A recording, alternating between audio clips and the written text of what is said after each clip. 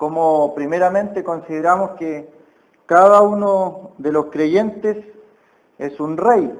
Esa era la idea. Y el libro de Apocalipsis vimos también cómo el Señor es Rey de Reyes y Señor de Señores. Por lo tanto, cada creyente, hombre, mujer, hermano, hermana, cada creyente es un rey.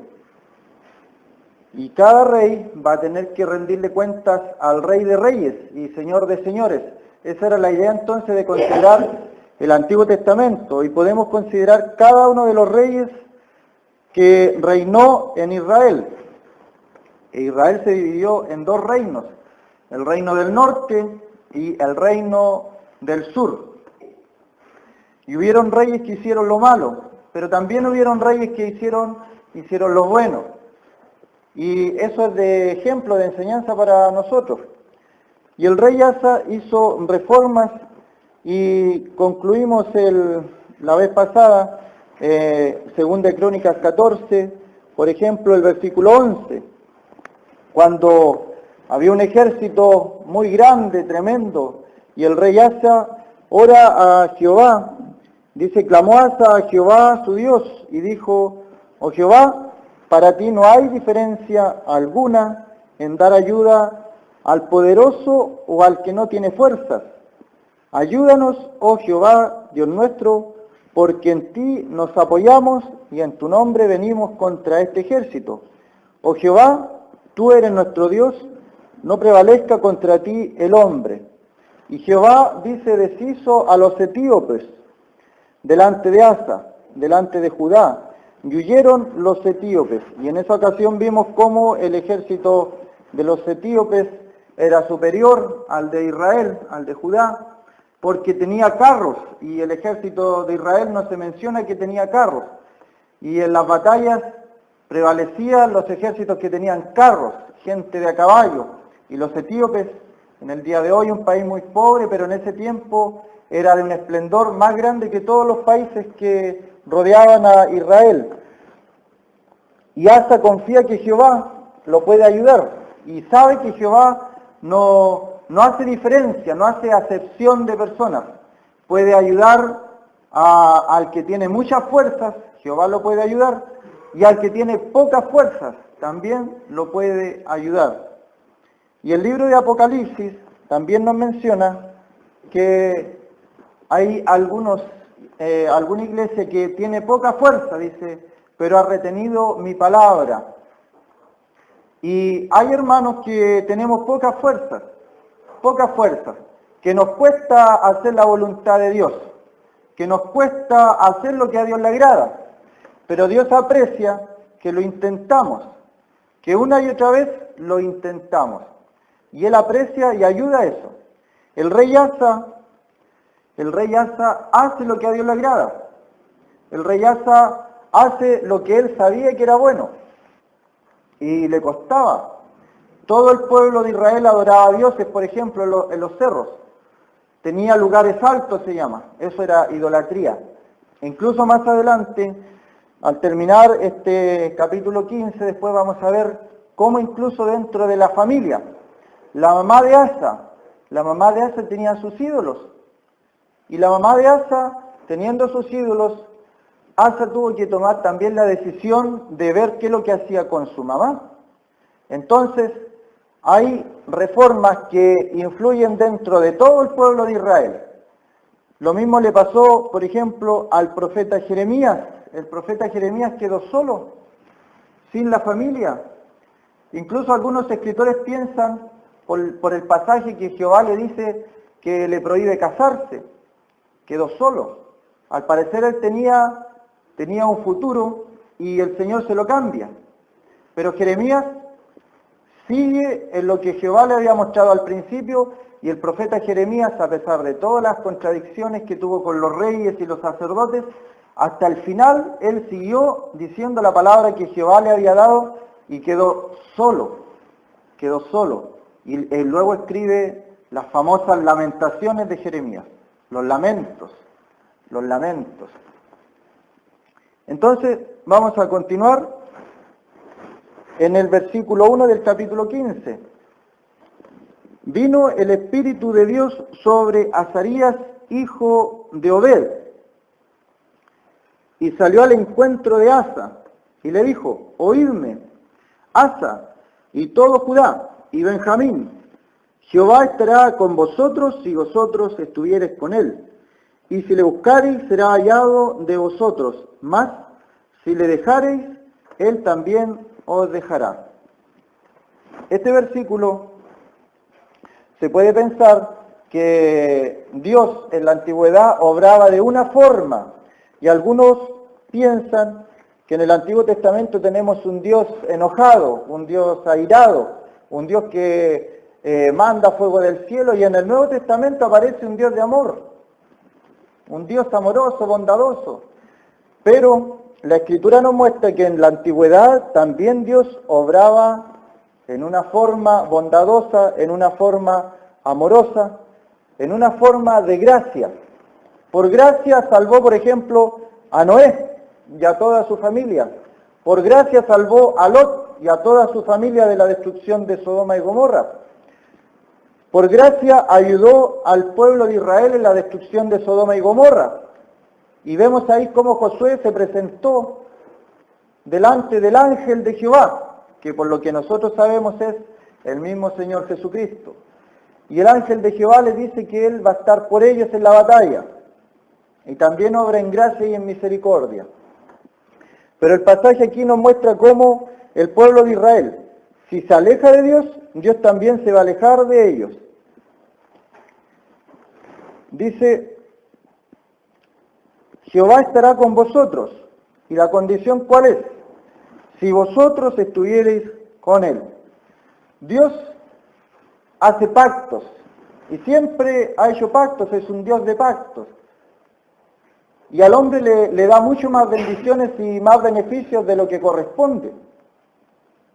Sobreabunda en bendiciones y beneficios para el hombre, con las promesas que Él hace, con los pactos que hace.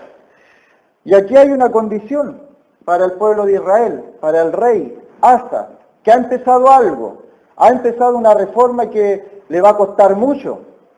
Esa reforma que él comenzó va a costarle todo su reino, hasta el final de los días.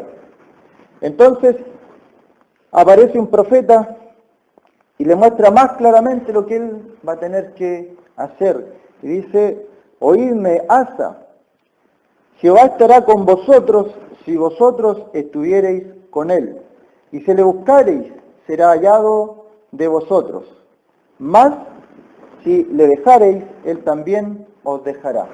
Hay una condición en este texto. Leamos en Santiago, por favor.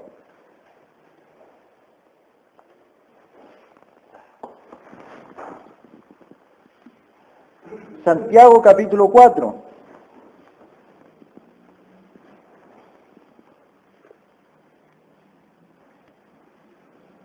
Santiago capítulo 4. Y vamos a darnos cuenta que el Dios de la antigüedad es el mismo Dios del Nuevo Testamento. Que el Dios de amor del Nuevo Testamento que algunos ven, también está en el Antiguo Testamento. Un Dios de amor que libra a Adán y Eva de la muerte. Dice capítulo 4, versículo 4. Oh almas adúlteras, ¿no sabéis que la amistad del mundo es enemistad contra Dios? Cualquiera pues que quiere ser amigo del mundo se constituye en enemigo de Dios.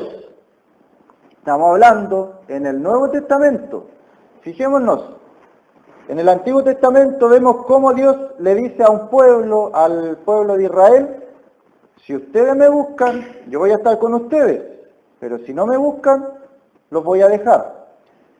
Y la idea se repite en Santiago, y Santiago es una carta escrita a creyentes, a cristianos como nosotros, y se nos dice que nuestras almas son adúlteras. ¿Y cuál es el adulterio que cometen nuestras almas? Dice, cualquiera que quiera ser amigo del mundo se constituye enemigo de Dios. Imagínense, el creyente, un hijo de Dios, un salvado por la gracia de Dios, puede constituirse, puede ser un enemigo de Dios, enemigo de Dios. ¿Puede acaso un creyente ser enemigo de Dios? Si somos hijos, somos herederos, somos salvados. Y el texto dice así. Y si vamos viendo la carta de Santiago, es una carta doctrinal, pero de cosas prácticas, cosas prácticas. Santiago habla de la verdadera religión, habla de hacer la palabra, no tan solamente oírla.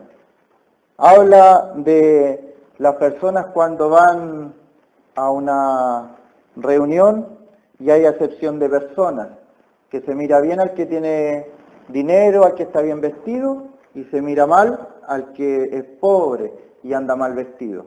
Eso habla Santiago. Santiago habla que la fe sin obras es muerta, y le dice, muéstrame tu fe por las cosas que tú haces. Yo te voy a mostrar que yo creo por las cosas que yo hago. No es fácil hablar sin pruebas, sin obras.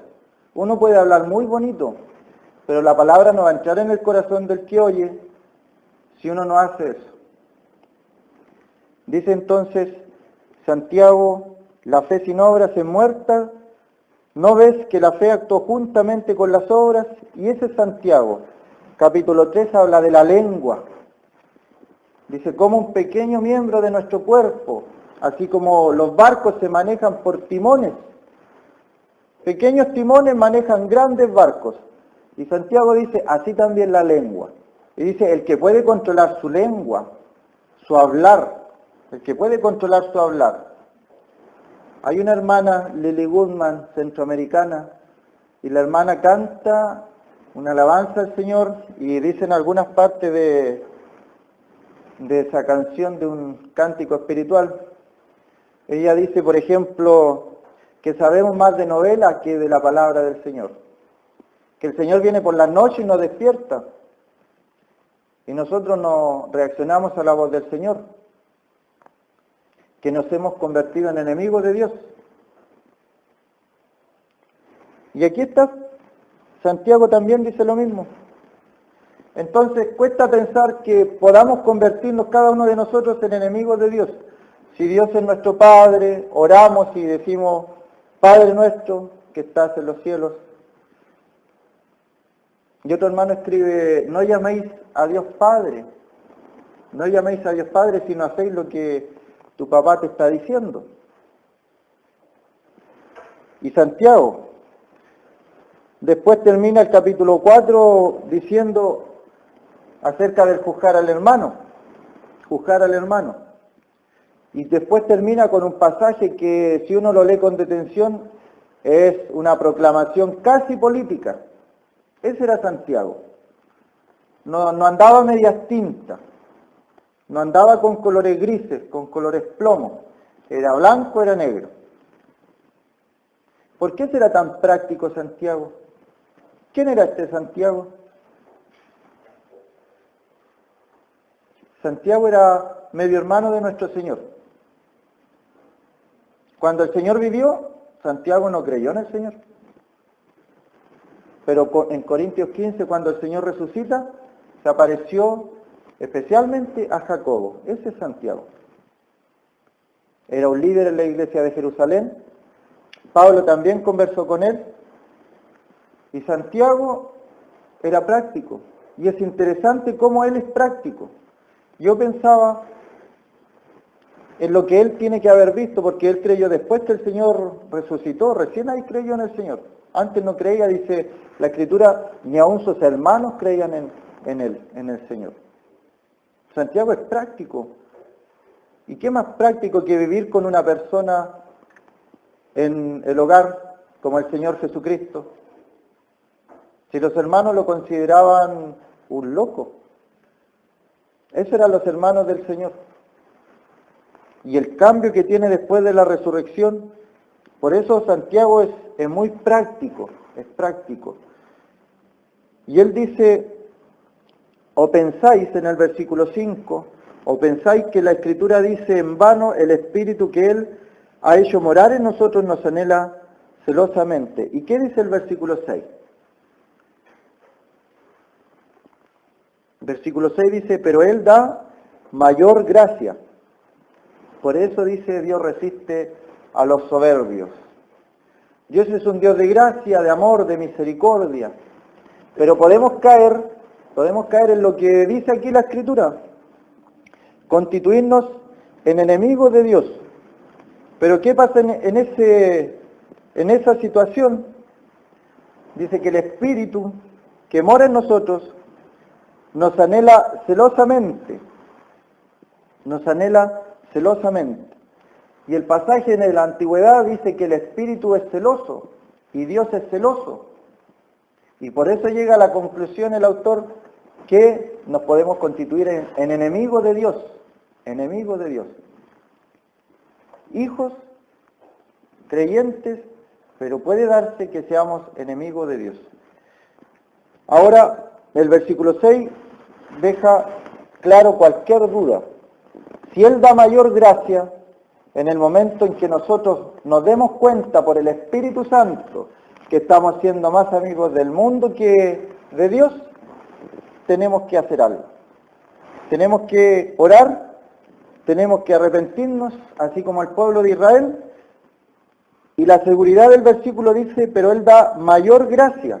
Por esto dice, Dios resiste a los soberbios y da gracia a los humildes. Si nosotros somos reyes, tenemos que tener los ejemplos de los reyes de la antigüedad. Y un ejemplo claro es del rey Saúl con el rey David. A David, con todo lo que sabemos de David, con todo lo que él hizo, David siempre se humillaba delante de Dios. Siempre se humillaba delante de Dios. Incluso en un momento, él llega a exclamar, no quites de mí tu Santo Espíritu. A David no le importaba nada el reino. El reino a David no le importaba. A él le importaba el Espíritu, que Dios no quitara de él su Espíritu. Pero ¿y Saúl? Saúl le habla a Samuel y Samuel tiene que reprenderlo. Le dijo, espérame 7 días y vamos a ofrecer sacrificios juntos. 7 días. Saúl esperó 7 días, pero el 7º día le dio una impaciencia. Esperó 7 días y el último día ofreció sacrificio solito. Y se las dio de sacerdote y ofreció sacrificio. ¿Cuál fue el resultado? Dios quitó el reino de él. Aunque Samuel lo lloraba y lo lloraba. Dios tuvo que reprender también a Samuel. ¿Por qué lloras a Saúl? Yo ya he escogido a David, un varón conforme al corazón de Dios. Él da mayor gracia, resiste a los soberbios. Saúl, un rey soberbio. David, un rey que se humillaba. Y el versículo 7 dice, someteos pues a Dios, resistid al diablo y huirá de vosotros. Fíjense, a veces nosotros ocupamos el texto de Pedro. Satanás anda como león rugiente buscando a quien devorar. Y nos sentimos rodeados por Satanás y Satanás nos quiere devorar. Y el león anda ahí rugiendo. Y pobre de que nos pille porque podemos caer. Pero este versículo también habla del diablo. Y no habla que el diablo nos anda como león rugiendo, sino que habla que el diablo va a huir de nosotros. Va a huir de nosotros. ¿Pero cuándo va a huir de nosotros? Someteos pues a Dios. Someterse a Dios, una característica, y la otra es resistir al diablo. Someterse a Dios, resistir al diablo. ¿Y qué va a hacer el diablo? El diablo huirá de nosotros. Y el versículo 8. Acercaos a Dios y Él se acercará a vosotros. ¿Se parece o no al texto de Crónicas? Es el mismo, es la misma idea. Es el mismo Dios del Antiguo Testamento, es el mismo Dios del Nuevo Testamento. Acercaos a Dios y Él se acercará a vosotros. Pecadores, limpiad las manos, y vosotros los de doble ánimo, purificad vuestros corazones. ¿Le está hablando a inconversos Santiago o le está hablando a creyentes? La carta escrita a creyentes. La carta de Santiago se la escribe a los judíos, dice a las tribus dispersas que están en este mundo. Son judíos creyentes. Santiago dice, acercaos a Dios, y después agrega pecadores. Y le está hablando a hermanos. La Escritura nos muestra claramente que la persona que dice que no tiene pecado es un mentiroso, hace Dios mentiroso. Porque el único sin pecado es Dios. Pero Él da un consejo, y recordemos lo que dije delante, que Santiago es un hermano práctico. ¿Qué le dice? Pecadores, limpiad las manos. Vosotros los de doble ánimo, purificad vuestros corazones. Afligíos y lamentad y llorad, vuestra risa se convierta en lloro y vuestro gozo en tristeza. Humillad delante del Señor y Él os exaltará. Es práctico. El doble ánimo. Es fácil tener doble ánimo. Cuando las circunstancias son buenas, andamos de buen ánimo. Cuando las circunstancias son malas y los problemas vienen uno tras otro, ahí no andamos de muy buen ánimo. Y somos fluctuantes, somos seres humanos. Tenemos problemas. La idea es que este cambio se note lo menos posible, o que sea lo menos posible de fluctuante. En el tiempo del bien, dice, gózate del bien. Y en el tiempo de la adversidad, considera. O sea, cuando hayan problemas hay que meditar, hay que considerar. Afligíos, lamentad y llorad. ¿Cuándo vienen esas cosas a nuestra vida o a la vida de un creyente? Cuando uno lee los versículos de arriba. Los pecadores somos creyentes, salvados por la gracia de Dios, pero todavía estamos en este mundo. Y Satanás anda como león rugiente buscando a quien devorar. Pero también aquí leímos que Satanás puede huir de nosotros cuando nos sometemos a Dios, cuando resistimos al diablo. Y a veces se le echa la culpa al diablo de cosas que el diablo no hace.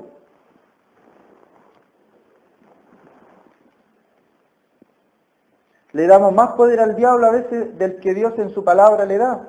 Porque cuando las cosas son buenas y nos sale todo bien, damos gracias a Dios. Y cuando las cosas salen mal, o son cosas malas que nos suceden, metemos al diablo. Y Job, recordémonos de Job, cuando Job padeció, él no lo sabía, pero nosotros lo sabemos, que Satanás tuvo que pedirle permiso. Le pidió permiso a Dios. 2 veces vemos ahí cómo Satanás va donde Dios y le pide autorización a Dios, le pide permiso. Y si Dios no le hubiera dado, a Job no le hubiera pasado nada. Y el mismo Satanás reconoce, tú le has cercado por todos lados. Eso. Vuestra risa se convierta en lloro y vuestro gozo en tristeza. Y nuevamente la idea, humillado delante del Señor y Él os exaltará. El versículo 8, quedémonos con ese versículo, acercaos a Dios y Él se acercará a vosotros. Volvamos a 2 de Crónicas 15.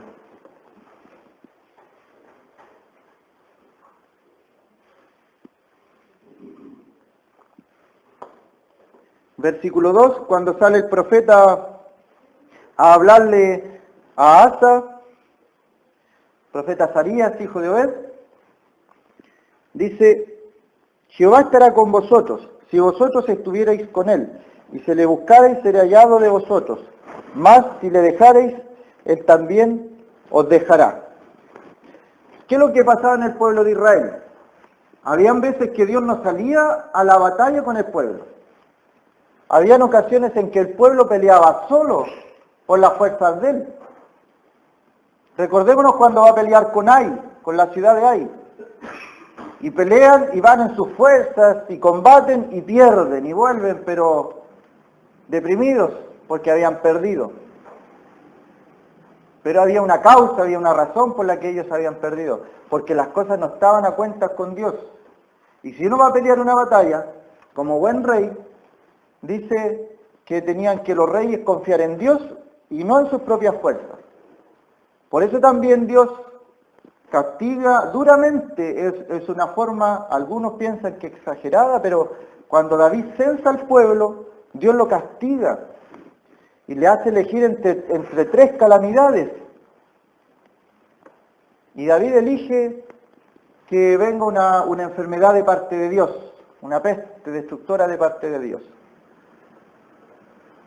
El otro castigo era que David fuera entregado a sus enemigos, pero David pensó rápidamente y dijo, bueno, mis enemigos me odian, no van a tener misericordia de mí, pero Dios sí es misericordioso.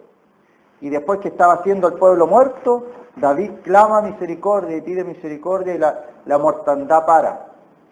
Pero ¿por qué Dios fue tan severo en su castigo? Porque David quiso contar el pueblo. David quiso contar con cuánta fuerza él contaba para pelear contra sus enemigos. Se le estaba quitando la confianza en Dios. Pero como dije antes, David, un espíritu humilde, él se humilla delante de Dios y pide misericordia por el pueblo. Y Dios se la concede. Muchos días ha estado Israel sin verdadero Dios y sin sacerdote que enseñara y sin ley. Esa es la condición en el versículo 3 del pueblo de Israel. Estaban sin Dios,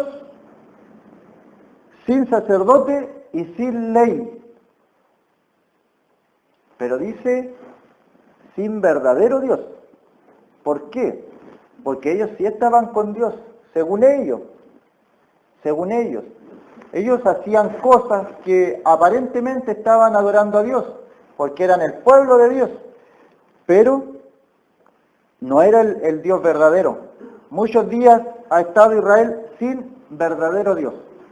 ¿Cuáles eran los dioses de Israel? Acera, Moloc, Dagón. ¿Dónde estaban ellos? En los lugares altos. Y han pasado los años, y todavía uno puede ver en algunas partes la figura del dios Moloc. Usted la puede ver también, es un búho. Es un búho. Dagón, también lo puedo ver yo. Queda todavía algunas capuchas, son unas capuchas que usaban sus sacerdotes hacia arriba.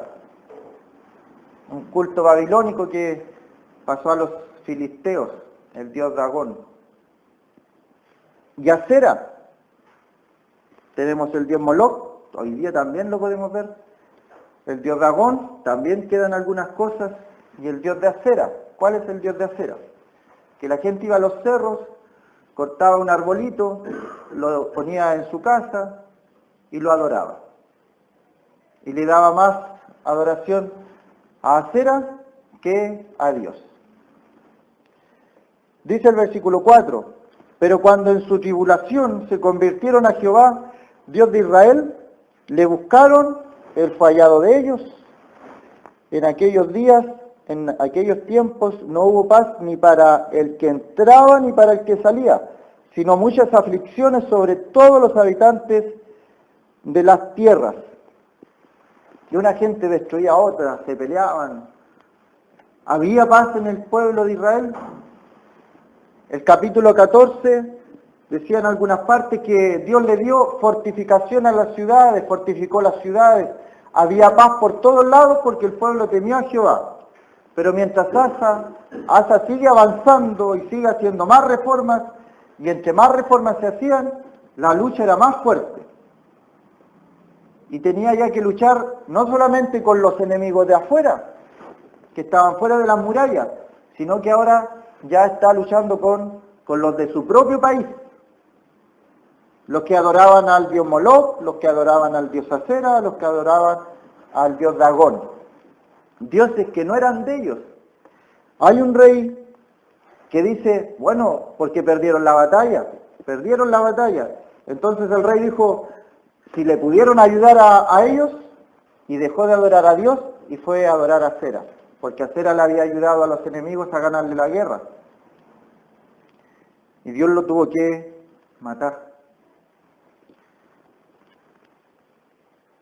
Cuando en su tribulación se convirtieron a Jehová, Dios de Israel, le buscaron y él fue hallado de ellos. La misma idea de Santiago. Si uno se acerca a Dios, ahí está Dios. Si uno se aleja de Dios, Dios ahí va a estar. Dios siempre está ahí, porque Dios no cambia. Dios no es hombre para que cambie. Los que cambiamos somos nosotros. Y a veces se escuchan frases como que no siento que Dios está cerca, no está Dios conmigo. Dios siempre ha estado ahí. Lo que pasa es que nosotros nos alejamos. Nosotros nos preocupamos de hacer otras cosas y no las cosas que le agradan a Dios. Cuando en su tribulación se convirtieron a Jehová Dios de Israel, le buscaron y él fue hallado de ellos.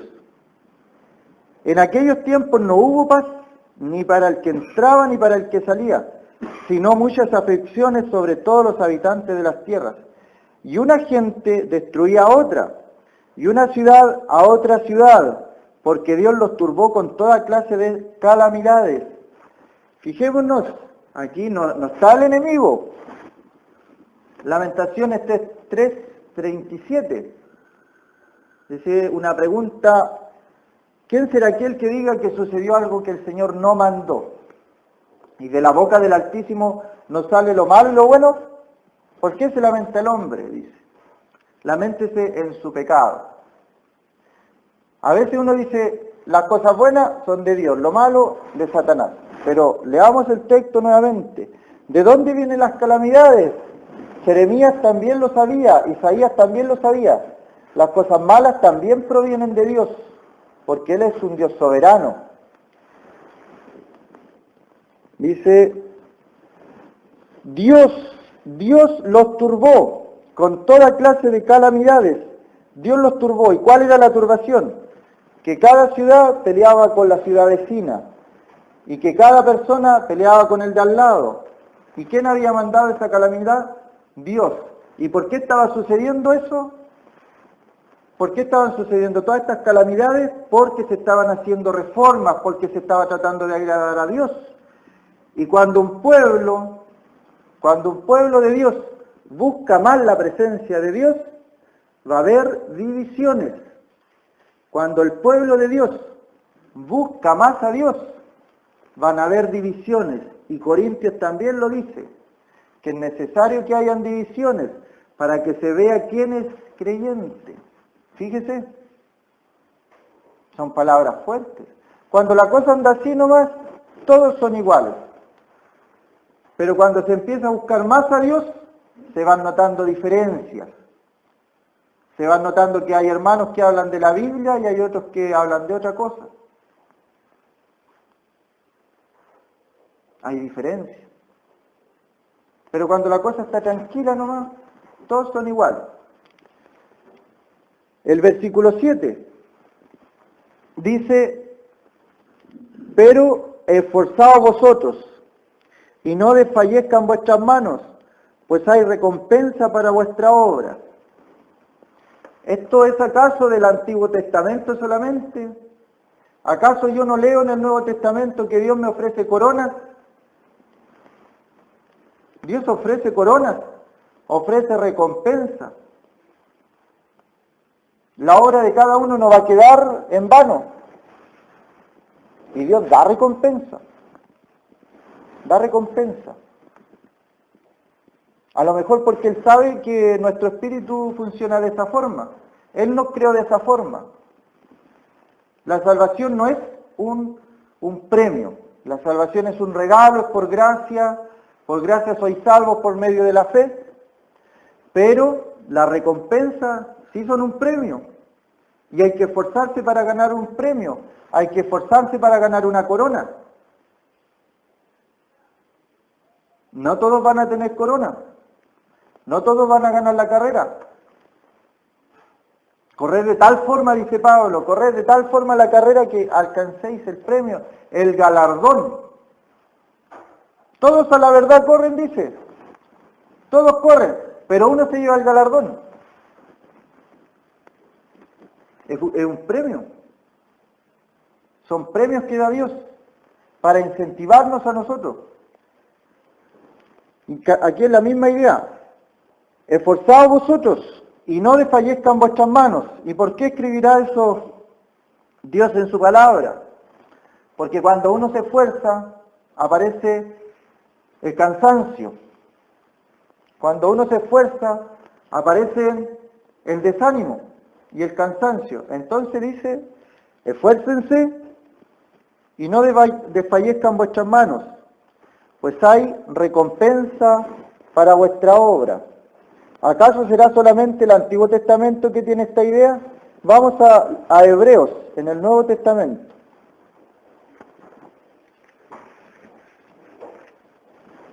Capítulo 12.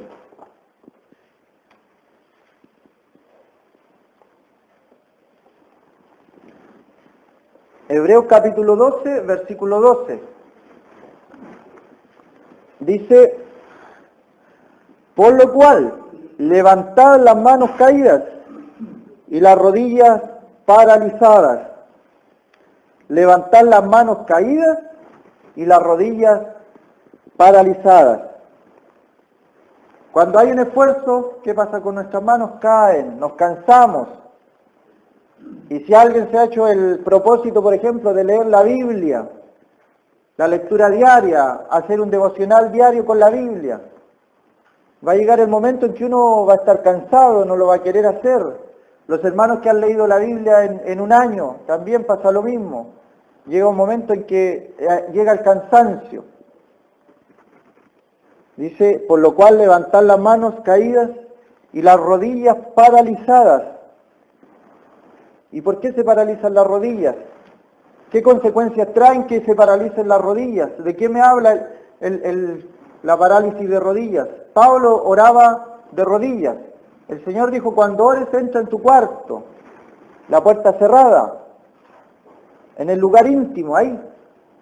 Y en lo secreto ora a tu Padre que está en lo secreto, y Él te recompensará en público. Nuevamente habla de recompensa. Y sus discípulos también. Pedro le dice, Señor, lo hemos dejado todo por seguirte. Y el Señor le habla de una recompensa también. Está siempre la recompensa. Por lo cual levantad las manos caídas y las rodillas paralizadas y haced sendas derechas para vuestros pies, para que lo cojo no se salga del camino, sino que sea sanado. Seguid la paz con todos y la santidad, sin la cual nadie verá al Señor. Mirad bien, no sea que alguno deje de alcanzar la gracia de Dios, que brotando alguna raíz de amargura os estorbe y por ella muchos sean contaminados. No sea que haya algún fornicario o profano, como Esaú, que por una sola comida vendió su primogenitura, porque ya sabéis que aún después, deseando heredar la bendición, fue desechado y no hubo oportunidad para el arrepentimiento, aunque la procuró con lágrimas. Y uno puede decir, o puede pensar que estricto Dios por un pecado, pero pensemos en Adán, pensemos en Eva. ¿Cuántos pecados cometieron para que Dios los echara del huerto de Edén? Desobedecieron, salieron. ¿Por cuántos pecados Dios expulsó a Satanás del cielo? Se encontró en ti maldad y se fue del cielo Satanás. ¿Por cuántos pecados la mujer de Lot se convirtió en estatua de sal? Le dijo, no miren hacia atrás, y ella miró, uno. Y aquí vemos a Esaú. Jacob amaba las cosas de Dios, él deseaba y procuraba, malamente con engaños, pero él procuraba la primogenitura porque era importante para Dios la primogenitura, el primogénito. Y Esaú no le importó Le importó más un plato de lenteja,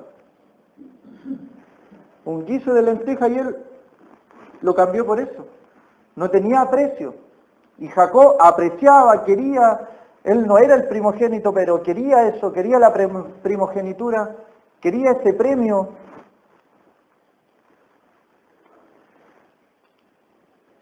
Las manos, versículo 12, las rodillas, versículo 13, los pies, está hablando del cuerpo.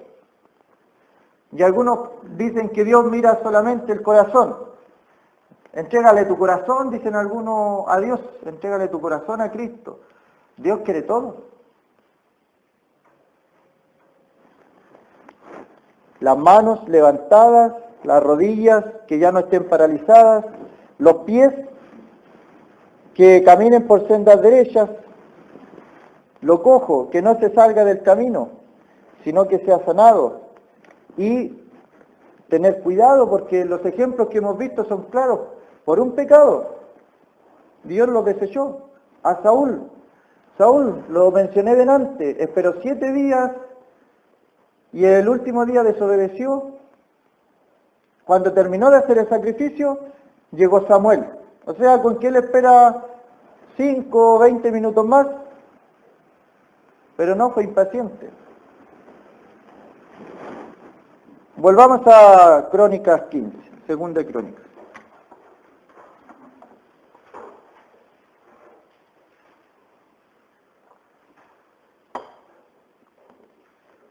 El versículo 7 decía, esforzaos vosotros, no desfallezcan vuestras manos, y en Hebreos dice, levantad las manos, las rodillas paralizadas, pues hay recompensa para vuestra obra. El Señor ofreció recompensa, Pablo hablaba de recompensa. Busquemos la recompensa entonces, procuremos los dones mejores, dice. Hay que procurar cosas, desear cosas. El que anhela obispado, buena obra desea. Pero dice, y luego da las características del obispo. No es malo desear cosas espirituales. A veces uno piensa en cosas materiales y desea un auto, desea una casa, desea una profesión, desea una carrera. Pero ¿cuántas veces hemos deseado que nuestro espíritu crezca? Hemos deseado que nos aprendamos más rápidamente la palabra del Señor. Y también hay que esforzarse. Hay un esfuerzo.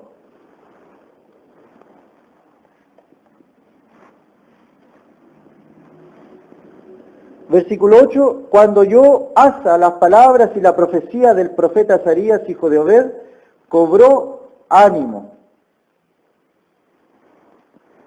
El ánimo.